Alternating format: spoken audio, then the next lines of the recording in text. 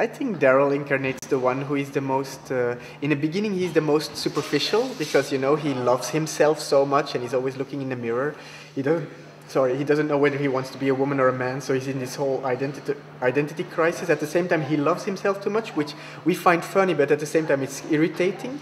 And then he hates himself so much as well, which is also saddening. So somehow I think he's the best mirror of all of us because he shows us how to relate to ourselves. We never know whether we're supposed to love ourselves, which sounds very vain and pretentious, or to hate ourselves, which is also very wrong and very sad.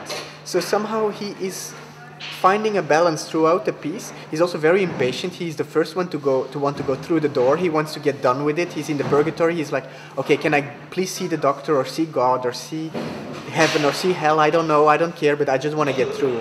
But basically slowly he understands that the space where they are is actually life. It is life. Your waiting is actually the living. So suddenly he becomes extremely zen and extremely patient. So in the end, when this kind of Jesus kind of character comes in and everybody's finally happy, like, oh, he came, you know, like I really wanted a savior. I wanted somebody to save us, you know, from the waiting in this room.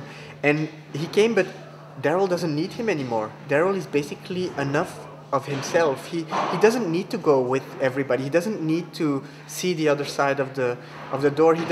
He just understands that exploration starts with oneself and that it's also something you can do within your own heart and within your own mind. And so for me he's the wisest person in a very strange way because he's the most cruel, he's the most funny, he's the most vain, he's the most vocal.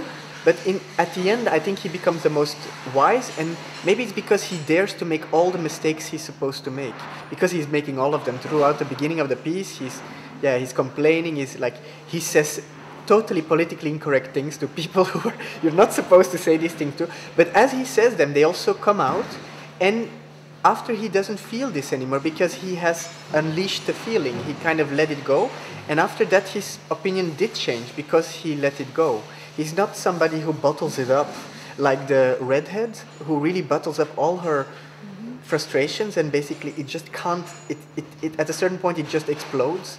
And or the blonde girl she's very devotional but almost too much and becomes very blind and pretends she's not as bad as the others, but actually she is just like all the others. I mean, we all have the same good and bad sides in us.